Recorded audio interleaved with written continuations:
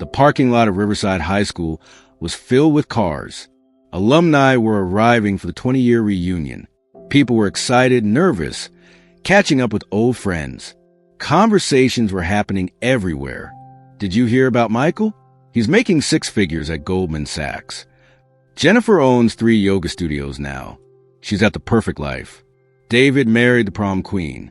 They have 4 kids and a mansion in the suburbs. Inside the gymnasium, where the reunion was being held, groups were forming. The popular kids who'd always been popular were still popular. The rich kids were showing off their success. The athletes were reliving their glory days. There was one group that was conspicuously absent from the celebrating. They were standing in a corner, talking about Emily Westbrook. "Do you remember Emily?" One of them asked, laughing. "The one who never fit in? The weird kid who nobody invited to anything?" Another person chuckled. "Yeah, I heard she became a mechanic or something. Probably working at some garage in the middle of nowhere." "Of course she is," a third person said. "That's what happens when you're not smart enough or pretty enough or talented enough to do anything else." They laughed. It was a kind of cruel, dismissive laughter that only people who'd never really struggled could make. But what they didn't know was that Emily Westbrook wasn't coming to the reunion in a regular car. She wasn't coming on foot either. She was coming in an Apache helicopter. And when people saw that helicopter landing on the football field, everything changed. Like and subscribe right now, because you're about to see someone's greatest moment of vindication. Emily Westbrook had spent 4 years at Riverside High School feeling invisible. She wasn't pretty like the popular girls. She wasn't athletic like the sports stars. She wasn't rich like the kids who drove expensive cars. She wasn't outgoing or charismatic. She was quiet, introverted, and spent most of her time alone with her head in books about engineering and mechanics. Her parents were good people, but they didn't have much money. Her father was a mechanic who fixed cars. Her mother was a nurse. They both worked hard, but they lived paycheck to paycheck.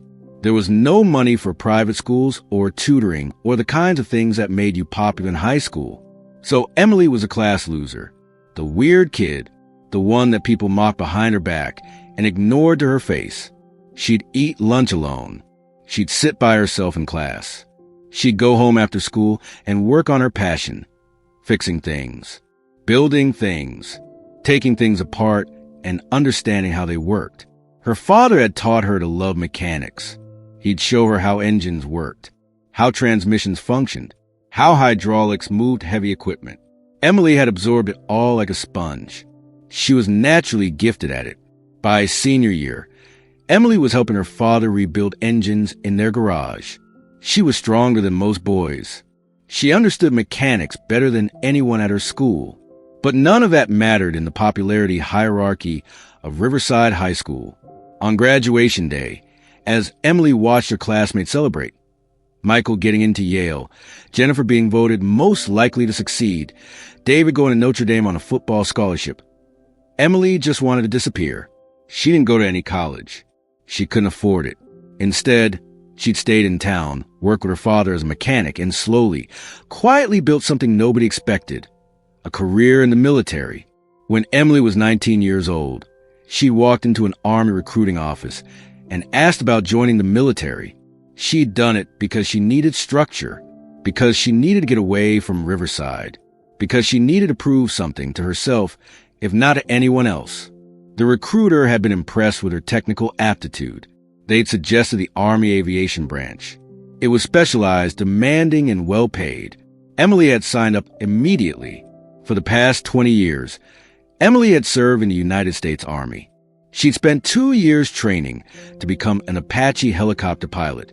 The Apache was one of the most advanced helicopters in the world, a multi-million-dollar piece of military equipment that required exceptional skill to operate. Only the best pilots got to fly Apaches. Only the best of the best became commanders. Emily was the best. Over her 20-year career, Emily had completed 4 combat tours in Iraq and Afghanistan. She'd flown over 1,200 combat missions. She'd earned multiple medals for her bravery and skill. She'd trained new pilots. She'd been promoted to major, which meant she was a senior officer in the United States Army. She was also one of the best Apache helicopter pilots in the entire world. But Emily had never told anyone from Riverside about her military career. It seemed irrelevant to the life she'd left behind. She never sought recognition or praise for what she did. She just did her job because it was important. When she received the invitation to her 20-year high school reunion, Emily had almost thrown it in the trash. But at the last minute, she decided to go. She wasn't going to prove anything to anyone. She was just curious to see what happened to the people who'd made her feel so small. She'd arranged to fly out from Fort Rucker, where she was stationed as a senior instructor. She'd gotten approval from her commanding officer to take an Apache helicopter to the reunion, a rare privilege. But her CO was proud of her success and wanted her to have this moment. The plan was that Emily would pilot the Apache to the high school, land on the football field, and then attend the reunion. It was dramatic, sure, but Emily wasn't doing it for the drama. She was doing it because it felt right, because it was honest, because it showed her classmates who she'd actually become. None of the reunion organizers knew she was coming. None of the people mocking the class loser in the corner knew that they were about to get a very harsh lesson about judgment and assumptions. The reunion was in full swing when the sound of helicopter blades appeared in the sky. At first, people inside the gymnasium didn't notice, but then someone heard it. Then more people heard it. And then everyone was looking outside. The sound got louder, closer.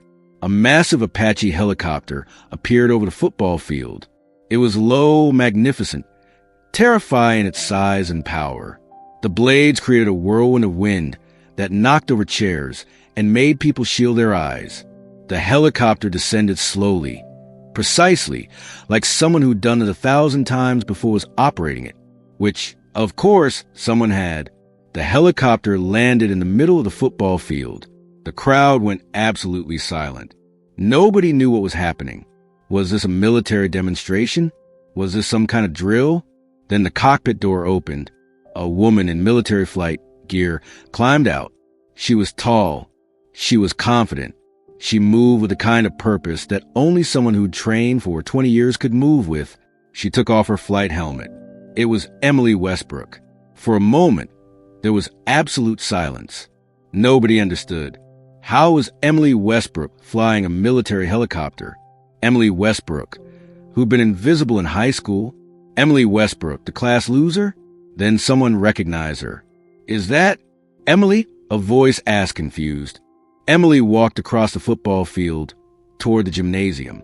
She was wearing her Army flight suit, which displayed her rank major, her pilot's wings, and all of her military medals. For someone who knew anything about military insignia, it was immediately clear that this woman was not just any pilot. She was a highly decorated senior officer. Emily walked into the gymnasium, and the entire room fell silent. People who had been laughing and celebrating just moments before were now staring at her with confusion and, slowly, dawning realization. The group of people who had been mocking her in the corner went white. Emily, one of them said, walking toward her. It was Marcus Thompson, who'd been one of the popular kids. Is that really you? Hi, Marcus, Emily said calmly. Her voice was the same, but something about her had changed. She carried herself with the confidence of someone who'd accomplished extraordinary things. What was that helicopter? Another person asked. That's an Apache H-64D, Emily replied. It's a 4-bladed, twin-turbine attack helicopter. Costs about $38 million. I'm one of the pilots certified to operate it. The group who'd been mocking her was speechless.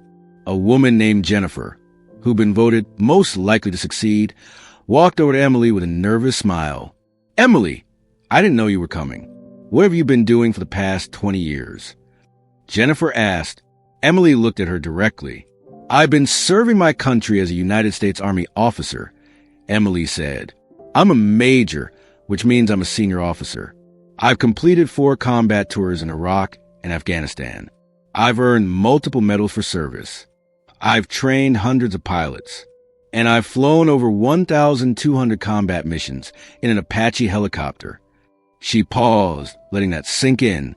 I was also one of 3 women in my class of 150 Army aviation officers, Emily continued. And I'm currently the commanding officer of the Advanced Apache Pilot Training Program at Fort Rucker. Jennifer didn't know what to say. That's incredible, Jennifer finally managed. What's incredible, Emily said, her voice still calm but with an edge to it, is that in high school, you all made me feel like I wasn't worth anything. You made fun of me for being quiet. You laughed at me for not being pretty enough or popular enough. You treated me like I was invisible. She looked around the room. But do you know what I learned? Emily continued. I learned that popularity doesn't matter. Looks don't matter. What matters is what you do with your life.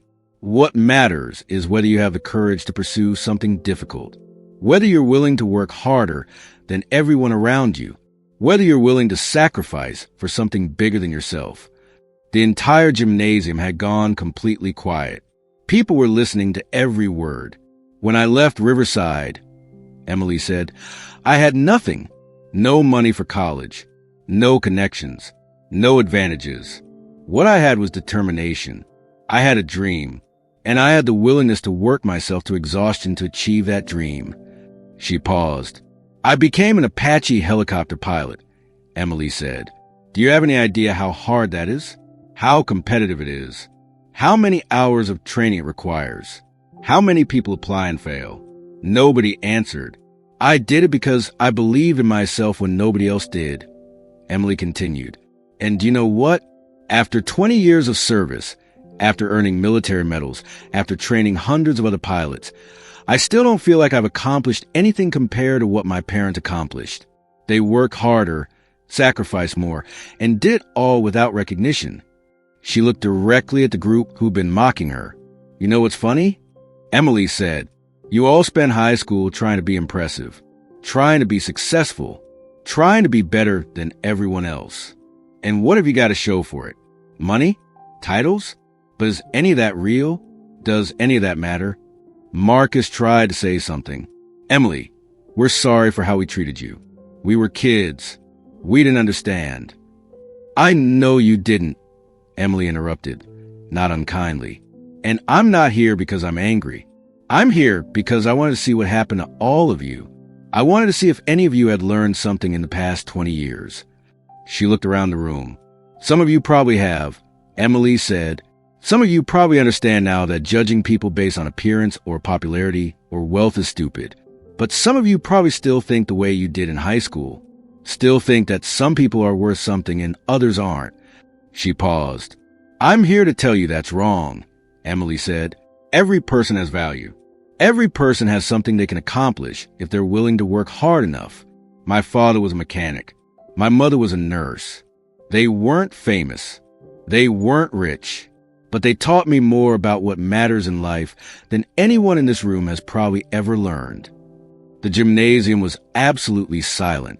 Then, slowly, someone started to clap. It was David, the former football star. He was standing up and clapping. Then other people stood up. Then more. Then the entire room was standing and applauding. Emily didn't smile. She didn't show emotion. She just accepted the applause with the grace of someone who understood that it was less about her and more about the lesson she'd taught. After her speech, people wanted to talk to Emily. They wanted to hear stories about flying combat. They wanted to know what it was like to be a pilot. They wanted to understand how she'd gone from being the invisible kid to being one of the most accomplished members of their graduating class. Emily answered their questions honestly. She told them about her first flight, about her first combat mission, about the friends she'd lost, about the difficulty of balancing military service with personal relationships, about why she'd never married, because she'd chosen to prioritize her career. I don't regret that choice, Emily told a group of former classmates. But I want to be honest, there are sacrifices, real sacrifices. Just like when you all chose to go to college or pursue careers or have families, there were sacrifices. The difference is that my sacrifices happened in a war zone instead of in a corporate office. Someone asked her, do you ever regret not going to a big university? Like Michael did with Yale. Emily looked at Michael, who was standing nearby. No, Emily said. I've worked with some of the smartest people in the world. People with degrees from Harvard, MIT, Stanford. And you know what I learned? A degree doesn't make you smart or capable. What makes you smart and capable is your willingness to learn, your curiosity, your work ethic. Michael got those from his parents and his school. I got those from my parents and my garage. She smiled slightly. And honestly, I probably got paid more than Michael, Emily said with a hint of humor. Military officers, especially senior pilots, make excellent salaries, plus housing allowance, medical benefits, a pension. I did okay for a girl with no college degree. The conversation continued throughout the evening. More and more people wanted to talk to Emily. They wanted to apologize. They wanted to understand. They wanted to know if they could maintain contact with her. I'll be in touch, Emily promised. I'm not the kind of person who holds grudges. That was a long time ago. We were all different people then. Later in the evening, Jennifer approached Emily privately. I want to apologize specifically, Jennifer said. I was one of the people who made your life harder in high school. I was mean to you.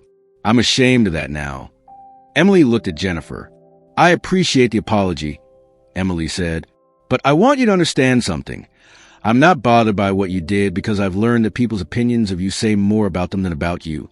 You weren't mean to Emily Westbrook because Emily Westbrook was unworthy. You were mean to Emily Westbrook because it made you feel powerful. It made you feel like you mattered. She paused. Now you're older and hopefully wiser, Emily continued. Hopefully you understand that real power comes from making people feel better about themselves, not worse. Real strength is lifting people up, not tearing them down. Jennifer had tears in her eyes. I understand that now, Jennifer said. I'm sorry it took 20 years. That's okay, Emily said. We're all learning. That's what life is, learning, growing, becoming better versions of ourselves. As the reunion wound down, someone asked Emily to take a photo with the old crowd. She agreed, standing in the photo, in her military flight suit with all her medals, surrounded by people who made her feel worthless. Emily looked at the camera with a calm, steady gaze. She wasn't smug. She wasn't triumphant. She was just confident, secure in who she was and what she'd accomplished. When the photo was taken, Emily excused herself to head back to the Apache helicopter. I have to fly back to Fort Rucker tonight, she told everyone. But I'm glad I came. Thank you for this. As she walked across the football field toward the helicopter, people watched. The blade started to turn. The rotor began to spin. Emily climbed into the cockpit, put on her flight helmet, and prepared for takeoff. For a moment, she looked back at the school, at the place where she'd felt so small, so invisible, so worthless. Then she turned her attention to the complex array of instruments in front of her. She performed her pre-flight checks with the precision of someone who'd done this 1,000 times before. Then she pulled back on the cyclic, and the Apache helicopter lifted off the ground. The nose of the helicopter tilted slightly as Emily gained altitude. She banked to the left, heading toward Fort Rucker. Everyone in the gymnasium watched as the helicopter disappeared into the sky. The story of Emily Westbrook's reunion appearance spread like wildfire. Someone had filmed her speech and posted it on social media. Within 48 hours, the video had 10 million views. Within a week, it had 50 million views. The comments were overwhelming. This is the most powerful thing I've ever seen. Emily Westbrook is a hero. The way she handled that moment with grace instead of anger is incredible. She could have been mean, but instead she taught them a lesson. I was bullied in high school too. This video reminded me that my bully's opinions don't define me. This woman is flying Apache helicopters while her bullies are probably sitting in cubicles. Life has a way of working out. News outlets picked up the story. Emily was invited to speak at military academies. She was asked to do interviews about her service. She became something of a symbol, the underdog who'd succeeded beyond anyone's expectations. But Emily didn't see herself that way. She didn't see herself as special or extraordinary. She saw herself as someone who'd worked hard and been disciplined and committed to her goals. I'm not special, Emily told one interviewer. I'm just someone who refused to let other people's opinions determine my future.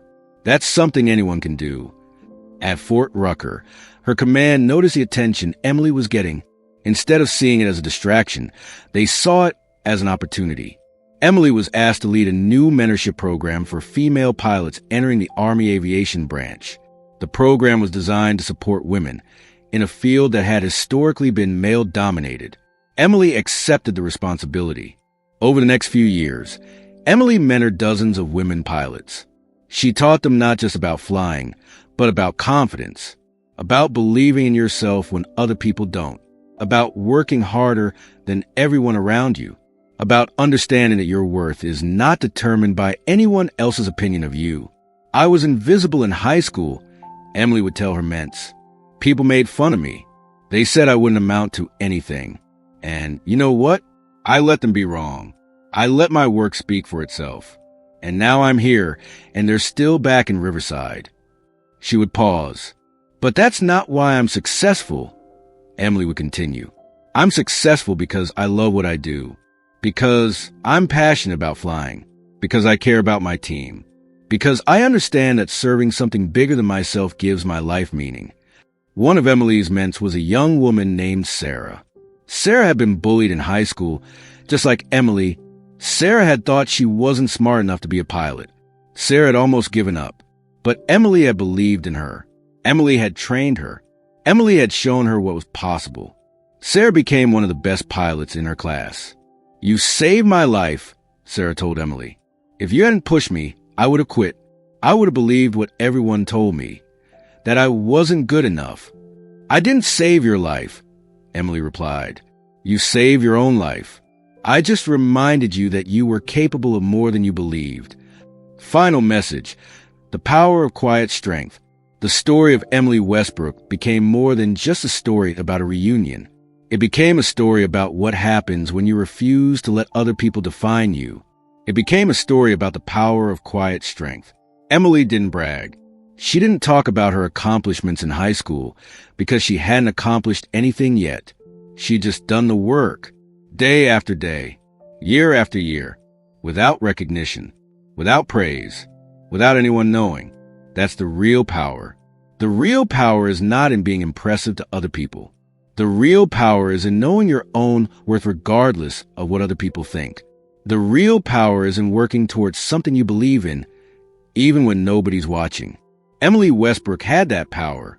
And when she showed up to her reunion in an Apache helicopter, she wasn't showing off. She was simply being honest about who she'd become. Most importantly, Emily's story teaches us something crucial. The people you think won't amount to anything often become the most successful, not because they're trying to prove something to their bullies, but because they've learned that their bullies' opinions don't matter. Emily didn't become an Apache pilot to show up her classmates. She became an Apache pilot because she loved flying, because she loved serving her country, because she believed in something bigger than herself. The reunion appearance was almost accidental. It just happened to coincide with her achieving that dream. Your call to action.